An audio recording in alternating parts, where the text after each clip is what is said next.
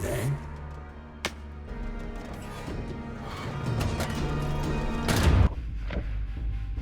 On the ground, slowly. Do what he said. On the ground and kick it to me, motherfucker. If you tie his ass up. Keep it fucking hard-boiled. They will not be scared. Putting the gun down. Open the gate. The rabbits. Here you go. Take this piece. Nobody fucking move.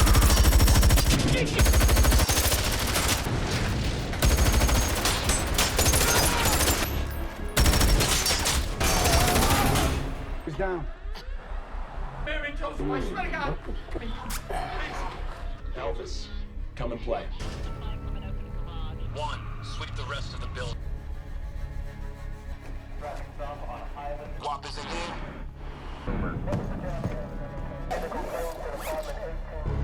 Once the alarms sound, and whites with an 18-ton cash truck. Minutes out. 8 minutes out. Get him. What's going on? What the fuck is going on out there?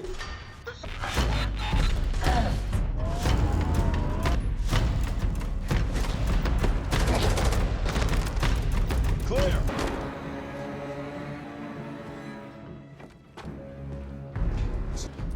You can do whatever you...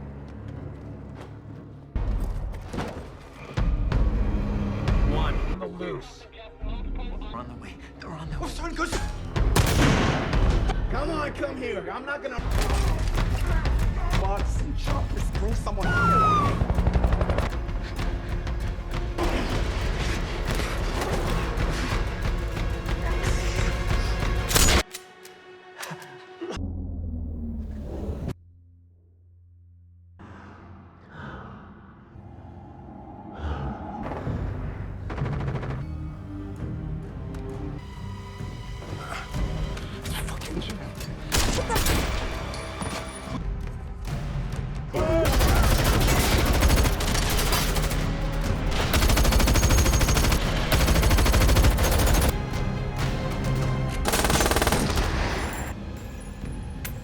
Come give me a hand.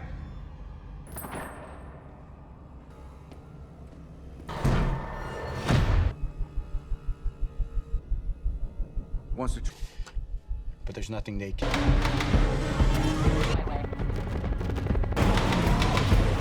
Hey guys, today we're diving deep into the gritty, bone-crunching world of Wrath of Man.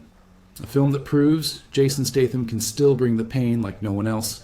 Get ready for a story about revenge so cold it'll give you frostbite. This isn't just a movie, it's a masterclass in methodical retribution. This is a passion project for me, and a like, or a subscribe, is the best way to show your support. So if you're on board, join the crew. If not, thanks for watching anyway. Our story kicks off with a new face, a man simply known as H, played by the perpetually stoic Jason Statham, walking into the Fortico security office. He's applying for a gig as an armored truck guard, which, let's be honest, sounds like a pretty chill job until you remember what these guys actually carry. He breezes through the interview, exuding an air of quiet confidence that borders on unsettling. The physical assessment? Not so much. He barely scrapes by on the shooting range, his aim looking, well, less than stellar. It's almost as if he's deliberately underperforming, which, if you know Statham, is an immediate red flag that something much more interesting is bubbling beneath the surface.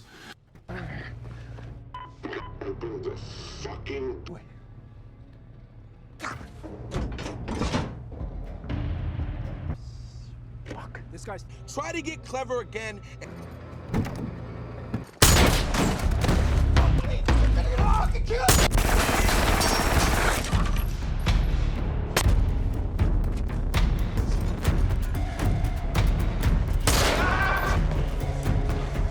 Who'd you work for? Fucking dick. Suck your eye.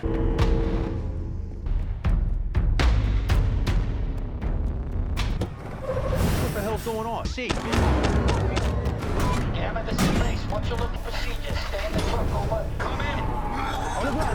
Get down!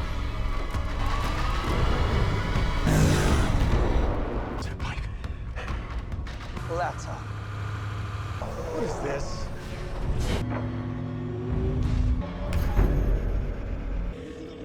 All right, Mike. Come on!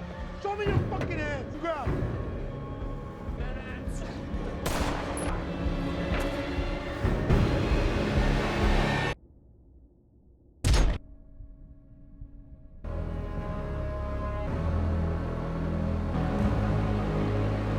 begging.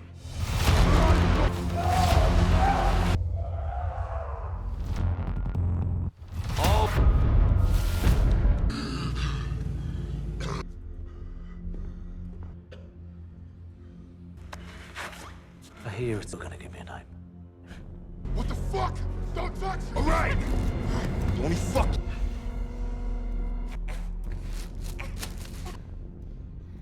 Kids, home invasion. Kill me now. 7 ways, not 6. Yeah. Back. What's your drive name, gentlemen? Don't quit your day. You absolutely need. Do you hear me, Jan? Car's back. Good here, Chad.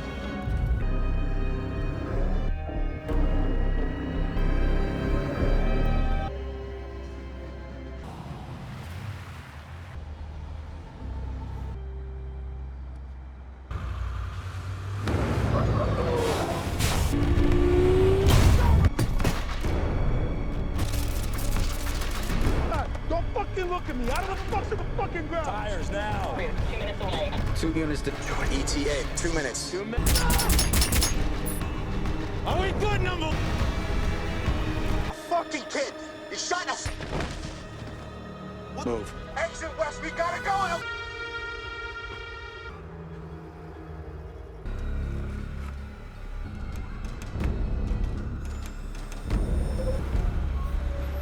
This is Gamma, we copy, over.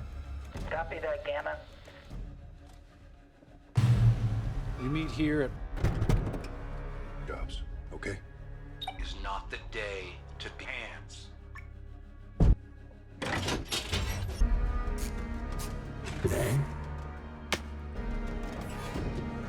Then we divide. You...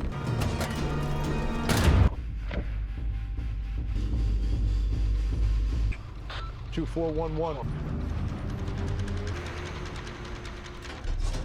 Let's relieve you. All clear, Gamma. There's too many guards that we can't control. All good? All good. Sound. Down on the First, that's Carlos and Jane. On the ground, slowly. Do what he said. On the ground and kick it to me, motherfucker. David. Tie his ass up. You, Jen, and Brad. Hard-boiled. They will not be scared. Putting the gun down. Open the gate. The rabbits, here we go. Take this piece. Open the gate or they're gonna fucking kill you. Nobody fucking move.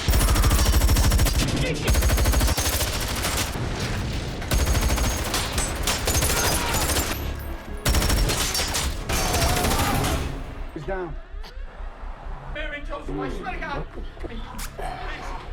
Elvis, come and play. 1, sweep the rest of the building. Guap is in here.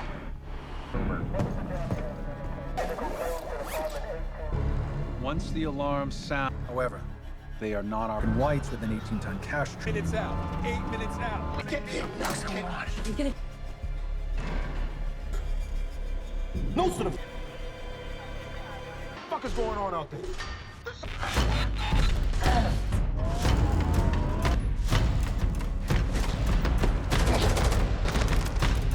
Clear.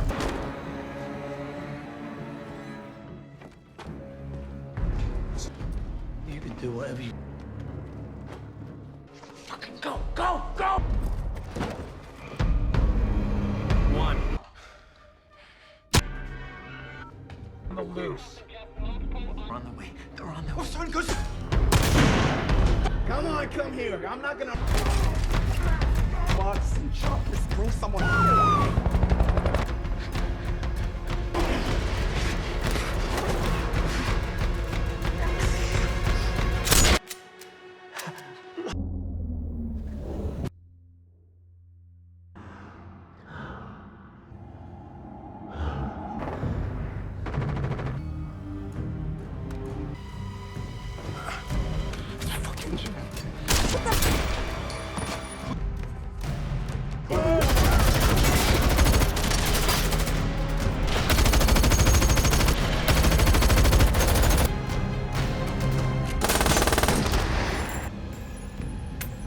Come give me a hand.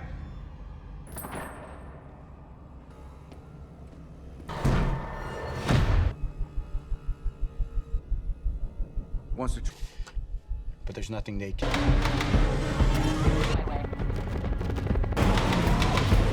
Here will stop any immediate intrusion. That doesn't change a thing. Until SWAT breaches. No, this doesn't come up on any blueprint. Team, let's go. Into position. How you doing, Sarge? That's the last of it. I got a knee.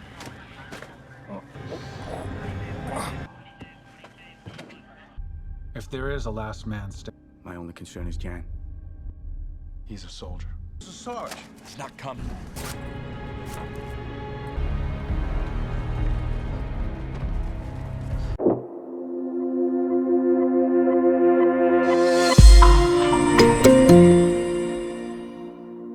Before we get too comfortable with H's new security guard uniform, the film rips us back to a brutal rain-slicked afternoon, roughly 5 months prior. The scene is a frantic, close-quarters ambush on a Fortico-armored truck. The sounds of breaking glass and frantic shouting fill the air, a stark contrast to the quiet office from before. Inside, we see a younger, less hardened H, or rather, his true identity, Mason Hargreaves, overseeing the money transport. But this isn't just about the money. His young son, Dougie, is in the passenger seat, oblivious to the impending nightmare. Suddenly, a group of highly organized, masked robbers, their voices muffled and menacing, descends upon the truck. Gunshots echo, metal screeches against metal, and the chaotic violence unfolds. In a heart-wrenching moment, Dougie, caught in the crossfire, is fatally shot. His final innocent gaze is etched into Mason's memory, a wound that clearly never healed. Mason himself is critically wounded, left for dead amongst the scattered cash and the cold, unforgiving rain.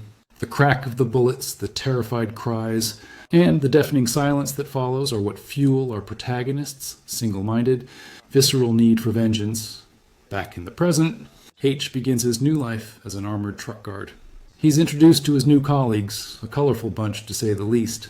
There's Bullet, the seasoned veteran, who's got that seen-it-all, heard-it-all vibe, always cracking a joke or two, usually at someone else's expense. Then there's Dave, affectionately, or sarcastically, nicknamed Boy Sweat, because, well, he sweats a lot, especially when things get even mildly tense. You can practically hear the anxiety dripping off him. H, of course, remains a man of few words, observing everything with an intensity that makes you wonder if he's cataloging their weaknesses or just trying to remember their names. He silently absorbs the daily routines, the security protocols, and the personalities of his fellow guards. He's not here to make friends, that much is clear. He's like a finely tuned instrument, waiting for the right note to play, the right moment to strike. The mundane nature of the job, the repetitive clatter of coins, the roar of the truck's engine, all serve as a stark contrast to the fire brewing within him. He's a predator disguised as just another cog in the corporate machine, and frankly, it's a masterclass in understated intensity. It doesn't take long for H's true capabilities to shine through, much to the utter disbelief of his new colleagues.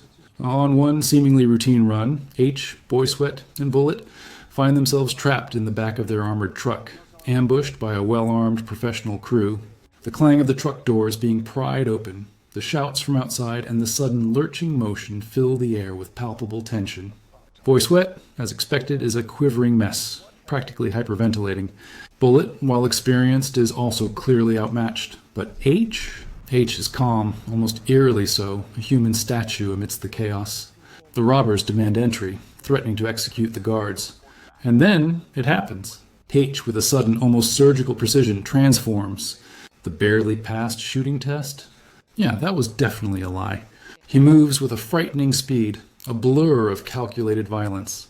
The crack of his gun, followed by the sickening thuds of bodies dropping, is all his overwhelmed colleagues hear. He systematically dispatches every single robber, not with panicked shots, but with cold, deliberate precision. It's less a shootout and more a clinical extermination. His colleagues are left stunned, gaping at the carnage, realizing they've been working alongside a quiet storm. The immediate aftermath of H's solo demolition derby is a whirlwind of flashing lights and confused officers. The police are understandably baffled. 3 guards, one of whom barely qualified, took down an entire crew of armed robbers. It's a logistical nightmare for the investigators. H, however, is a picture of serene indifference, giving minimal statements, his eyes scanning, observing, never truly engaging. The real drama, though, is unfolding amongst his Fortico brethren.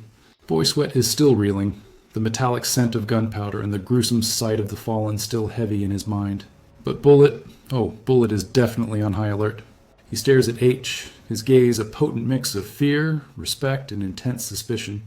The man who barely hit a target now moves like a ghost and shoots like a sniper. It just doesn't add up.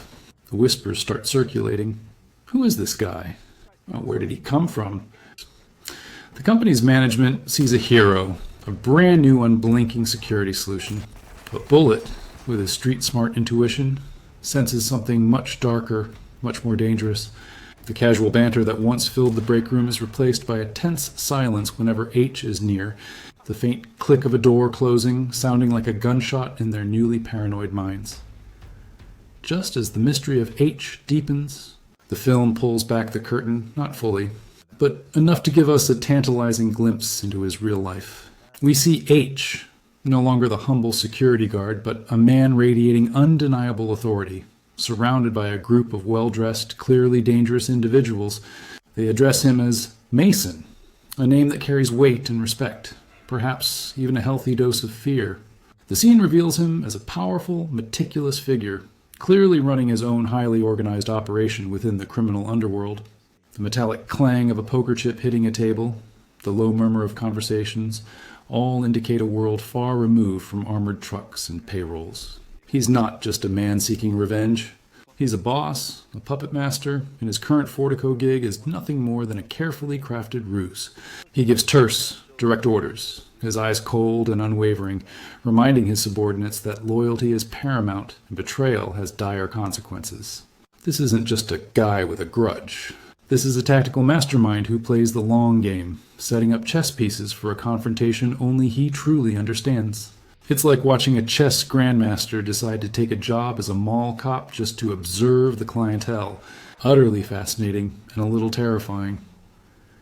With his true identity now partially revealed, H's actions at Fortico take on a new, more sinister meaning. He's not just doing his job, he's actively hunting. He uses his access to the company's inner workings like a scalpel, meticulously slicing through layers of information. We see him in the dead of night, the quiet hum of the fluorescent lights echoing in the deserted office, using a sophisticated, almost spy-grade device to scan documents, personnel files, and financial records. He's like a human search engine, sifting through data, looking for that one crucial detail, that single thread that might lead him to his son's killers. He observes his colleagues, not with casual interest, but with the calculated gaze of someone trying to spot a weakness, a tell, a hint of involvement. The rustle of papers, the soft clicks of his device, and the rhythmic ticking of a wall clock are the only sounds accompanying his relentless pursuit. He's looking for patterns, for anomalies, for anything that might connect the dots between Fortico's operations and the brutal ambush that changed his life forever. This isn't just an audit. It's a deep dive into the company's dark corners, and he's not afraid of what he might find, only what he might miss.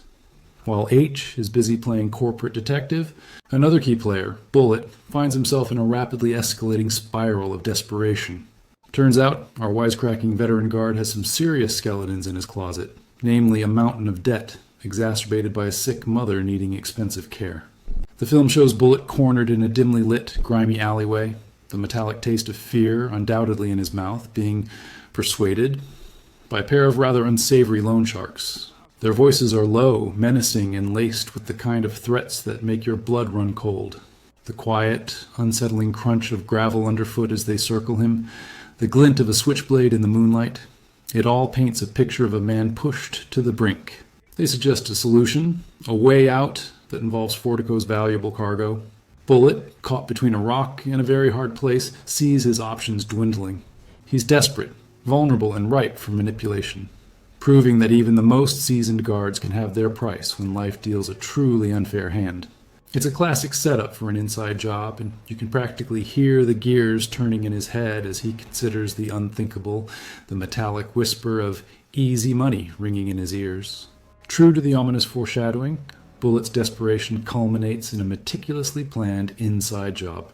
On another routine run, with H and Boy Sweat riding shotgun, figuratively of course, Bullet subtly steers their armored truck off its designated route, leading it straight into a waiting ambush. The engine's low rumble, usually a comforting sound, now feels like a prelude to doom. A new crew of masked robbers, clearly connected to Bullet's debt, materializes, blocking their path with surprising efficiency. The sudden, violent impact of a ramming vehicle sends a jolt through the truck. Boy Sweat, bless his anxious heart, descends into a fresh wave of panic, his breathing ragged. Bullet, on the other hand, maintains a facade of shock, but his eyes tell a different story, a flicker of complicity, quickly hidden. H, however, is not fooled. He senses the betrayal, the subtle shift in Bullet's demeanor, the almost imperceptible hesitation before he reacts. The robbers demand the money, threatening the crew. But what they don't know is that H isn't just a guard. He's a landmine, waiting for the perfect moment to detonate. The tension inside the cramped truck is suffocating, a silent battle of wills playing out before the real fireworks begin. Following the thwarted robbery, H doesn't waste a second. He knows Bullet was involved, his gut screaming inside job louder than any alarm. So, in a move that screams underworld interrogation, H corners Bullet in a secluded, dimly lit warehouse, the kind of place where bad things happen and no one hears the screams. The air is thick with dust and the metallic scent of old machinery. H holds Bullet at gunpoint, his voice a low, gravelly growl that cuts through the silence like a knife. The metallic click of the safety being disengaged is a stark punctuation to his demands. This isn't a friendly chat. This is a demand for information, and H isn't asking politely. Bullet, realizing he's caught between a rock and a Statham, spills the beans. He details the intricate network of criminals, the names, the past scores, and crucially, the specific crew responsible for the ambush 5 months prior, the very one that took Dougie's life. The names of Jackson and Jan, 2 key players, are finally uttered, resonating with a chilling finality in H's ears. The visual of the cold, hard steel of H's pistol against Bullet's temple is a clear indication that H means business, and Bullet's life hangs by a very thin, very stretched thread. Armed with Bullet's coerced confessions, the film shifts focus to the main antagonists, Jackson and his crew. These aren't your average street thugs. They're former military, hardened by combat, their minds honed for strategy and violence. Jackson, played by the perpetually intense Jeffrey Donovan, is clearly the leader. Charismatic, calculating, and utterly devoid of mercy. We see him in their secluded hideout, the tactical maps spread across a table, the muted clang of weapons being cleaned in the background. His crew includes John, the cold, silent killer, and others, each with a specific skill set, like a perfectly assembled, highly lethal special ops unit. Their planning sessions are less about robbing and more about executing a precision infiltration. They discuss logistics, escape routes, and contingency plans with the chilling professionalism that shows their experience. The camaraderie is there, but it's tempered by a shared understanding of their brutal profession. They're a well-oiled machine, ready to apply their combat training to the highly lucrative, high-stakes world of armored truck robberies. Their past actions, particularly the one that killed Dougie, are now firmly pinned to these faces, making their inevitable confrontation with H all the more personal. To truly understand the formidable threat Jackson's crew poses, the film gives us another chilling flashback to their genesis. We learn that these aren't career criminals who stumbled into robbing banks. They're disillusioned ex-soldiers, feeling abandoned by a system they once served. Their camaraderie, forged in the crucible of war, has now been repurposed for a life of crime. We witness one of their earlier scores, a meticulously planned bank vault robbery that showcases their frightening efficiency. The scene is a symphony of controlled chaos, the precise timing of the explosives, the synchronized movements as they breach the vault, the metallic clang of safe doors being ripped open, all executed with military-grade discipline. They aren't just smashing and grabbing. They're surgically removing assets. The cold, focused determination in their eyes, the lack of hesitation when violence is required, confirms that H is not dealing with amateurs. They're experts in controlled aggression, turning their combat skills into a highly profitable, highly dangerous business model. It's a sobering look at how easily specialized training can be warped and how desperate men can forge a new, destructive path. With Bullett's revelations and his own intelligence gathering, Chick's picture of the enemy finally comes into sharp focus. We see him in a dark, almost monastic setting, surrounded by a spiderweb of photos, maps, and crime scene reports. The low hum of his computer and the quiet rustle of paper are the only companions to his relentless work. He meticulously connects the dots, linking Jackson's crew to the specific ambush that killed Dougie. His finger traces a line from a grainy photo of Jan to the crime scene report of his son's death. The sound of his pen clicking as he circles Jan's face on the photo is a chilling declaration of intent. He identifies the specific members involved, their roles, their strengths, and their weaknesses. This isn't just about revenge anymore. It's about justice, delivered with the cold, precise efficiency of a professional. He knows their patterns, their methods, and most importantly, where they're likely to strike next. The anticipation, the slow burn of his anger, is almost palpable. He's no longer just an avenger. He's a hunter, and his prey is now firmly in his sights. The metallic scent of blood, albeit metaphorical, already hangs heavy in the air, signaling the coming storm. Meanwhile, oblivious to the fact that they've inadvertently painted targets on their own backs. Jackson's crew is gearing up for their magnum opus, the Black Friday heist. Their objective? The Fortico main depot, teeming with cash from the holiday shopping frenzy. The scene shows them in their lair, hunched over a massive, detailed diagram of the Fortico facility, a blueprint of impending chaos. The quiet clicks of their pens marking strategic points, the hushed intensity of their discussions, all underscore the magnitude of their undertaking. They've done their homework, surveillance photos, schematics of security systems, traffic patterns. Every detail is accounted for. Jackson, with his unsettling calm, outlines the plan, a complex ballet of infiltration, extraction, and escape, executed with military precision. They even run through dry runs, simulating their movements, the soft thud of their boots on concrete as they practice breaching doors and neutralizing targets. The objective is not just to rob the place, but to do so with minimal resistance, maximum yield. They believe they've thought of everything, every variable, every contingency. What they haven't factored in, though, is a vengeful, unstoppable force named H, who is patiently waiting for them to walk right into his trap. As the tension mounts and Black Friday looms, H transitions from detective to executioner. We see him in a secluded, almost bare room, bathed in the dim, utilitarian glow of a single bulb. This isn't just a preparation, it's a ritual. The metallic click-clack of ammunition being loaded into magazines, the satisfying thud as a suppressor is screwed onto a pistol, the soft scrape of a knife being sharpened. These are the sounds of a man preparing for war. He lays out an arsenal of firearms, pistols, rifles, shotguns, all meticulously cleaned and checked. Each weapon is selected with a specific purpose in mind, not for show, but for absolute brutal efficiency. His movements are precise, economical, reflecting years of training and a mind focused solely on the task at hand. He dons tactical gear, his face a mask of grim determination. There is no hesitation, no fear, only a cold, burning resolve. He knows this is his chance, his last opportunity to fulfill his promise to Dougie. The air around him feels charged, a silent hum of anticipation before the storm. He's not just going to stop a robbery, he's going to settle a score, and the metallic scent of impending violence hangs heavy in the air. Black Friday arrives, a day meant for consumer frenzy. But for Fortico security, it becomes a day of terror. Jackson's crew, in a move of audacious deception, approaches the depot disguised as Fortico guards, complete with uniforms and legitimate-looking armored trucks. The roar of their engines, usually a sign of safety, now signifies impending doom. They breach the perimeter with chilling efficiency, disabling external security systems, their movements coordinated with the precision of a military raid.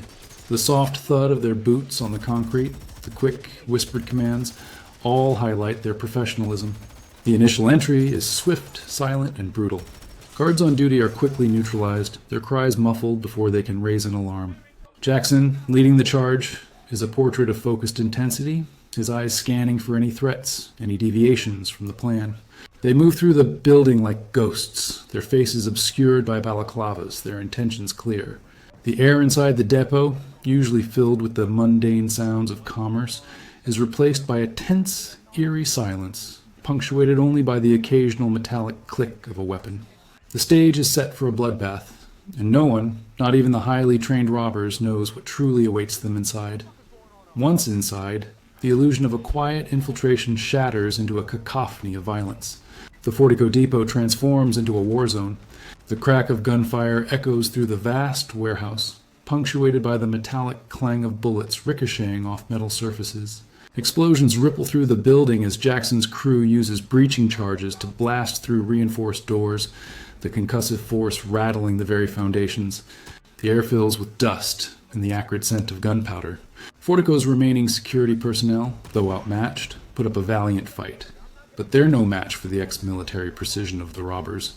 Close-quarters combat unfolds in the narrow corridors and crowded offices, a blur of punches, grunts, and the sickening thuds of bodies collapsing.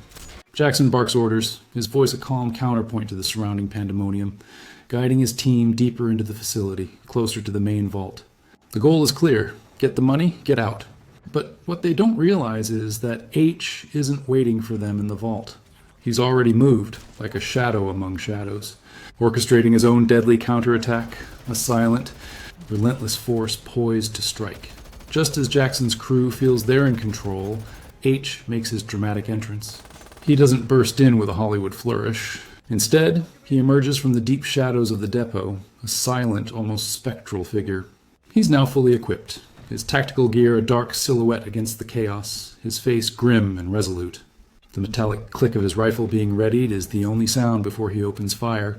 But it's not a spray-and-pray approach. Each shot is a precise, calculated strike, designed to neutralize targets with ruthless efficiency. He moves through the facility with a predatory grace, navigating the smoke and rubble, ignoring the shouts and explosions. He's not here to save the money. He's here for very specific individuals. The robbers, previously confident in their overwhelming numbers and tactical superiority, are suddenly faced with an unknown, terrifying force that seems to anticipate their every move. The whoosh of a bullet narrowly missing a robber's head, the thud of a silenced round finding its mark, the sudden, sharp crack of a bone. These are the sounds of H's methodical hunt. A one-man army unleashing a storm of righteous fury upon his unsuspecting prey. H's engagement with the robbers is a masterclass in brutal efficiency. This isn't a chaotic brawl. It's a meticulously choreographed dance of death. He moves with a purpose, a cold, calculating machine. The crack of his pistol is often followed by the sickening thud of a body hitting the ground, or the crunch of a neck snapping in a lightning-fast hand-to-hand maneuver. He navigates the firefight with an almost supernatural awareness, using cover, exploiting angles, and disappearing as quickly as he appears. The robbers, initially disoriented, begin to realize they're up against something far more dangerous than mere security guards. Their own tactical training, once their greatest asset, now seems insufficient against H's relentless, almost ghost-like attacks. The metallic scent of blood and gunpowder grows heavier as H leaves a trail of fallen men in his wake. He's not just killing them, he's dismantling them, physically and psychologically. Each kill is a small piece of his son's revenge, a methodical chipping away at the syndicate that destroyed his life. He's not gloating, not enjoying it. It's a grim, necessary task, like cleaning a wound that's festered for too long. Well, who needs a team when you've got this level of personal commitment? One might sarcastically wonder. Amidst the swirling chaos, H has a final grim rendezvous with Bullet. Our inside man, ever the opportunist, is attempting to slip away with a bag full of cash, his desperate gamble having seemingly paid off at least for a moment. The rustle of stolen bills, the heavy thud of the money bag, contrasts sharply with the frantic gunfire still echoing through the depot. H, however, is a step ahead, materializing in Bullet's path like a dark omen. Bullet, seeing his escape thwarted, makes a desperate, foolish attempt to ambush H, drawing his weapon with a shaky hand. The metallic click of his gun being cocked is almost lost in the din, but H hears everything. There's no negotiation, no plea for mercy from H. He anticipates Bullet's move with a chilling precision, turning the tables in a heartbeat. The crack of H's weapon is swift and final.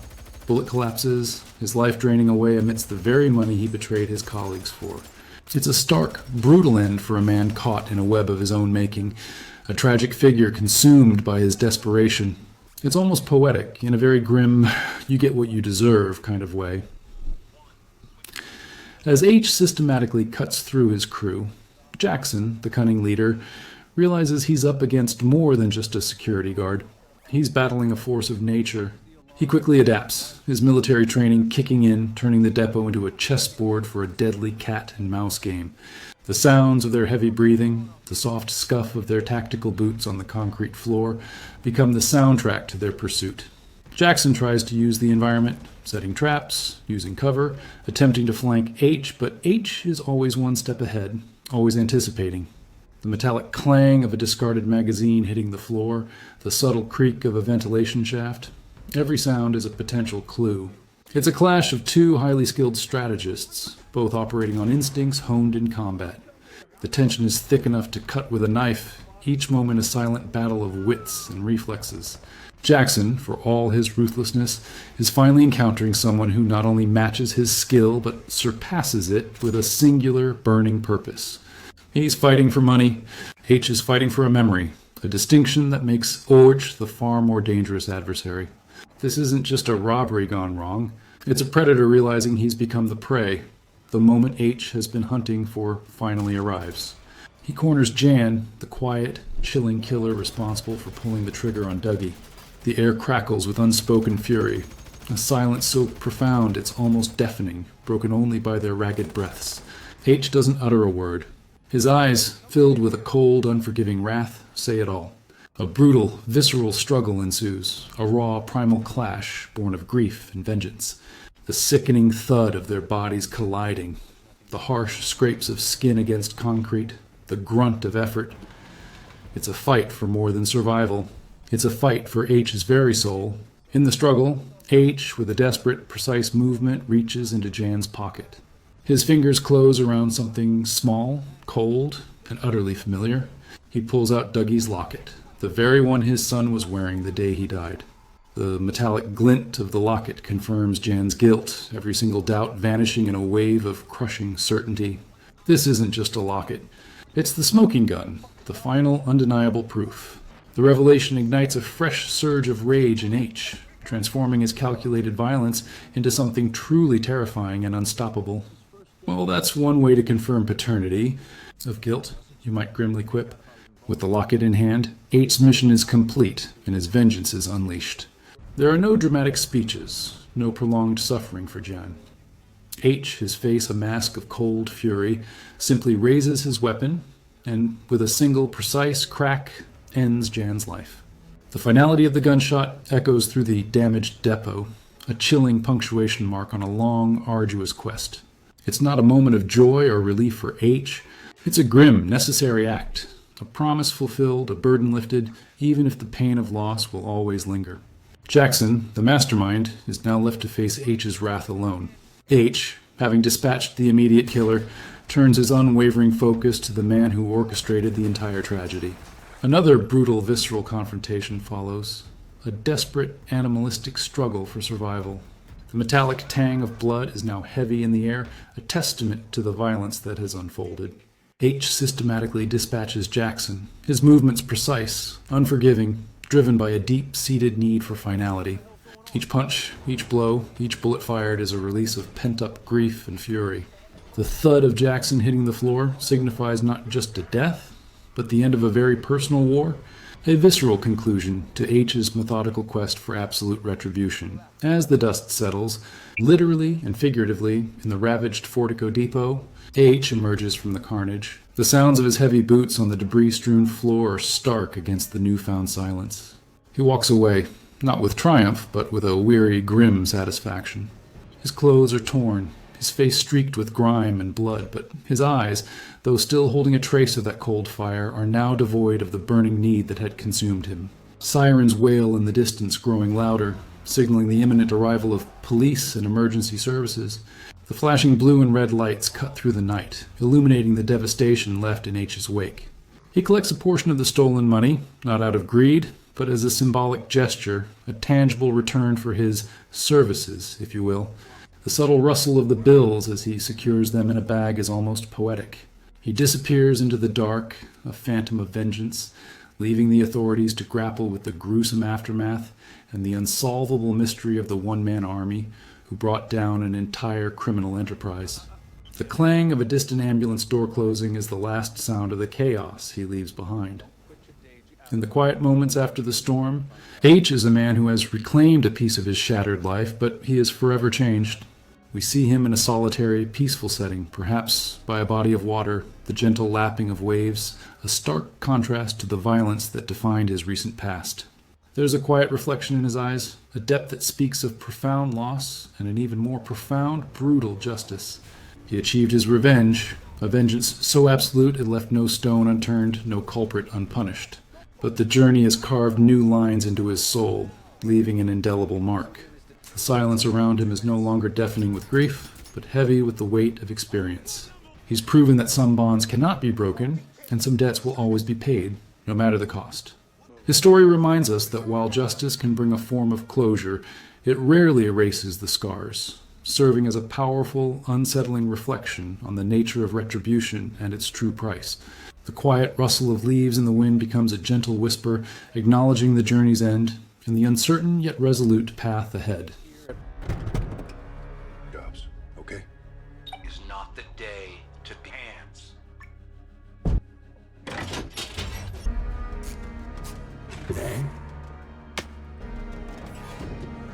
Then we divide. You...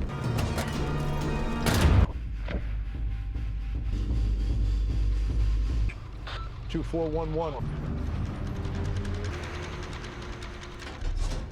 Let's relieve you.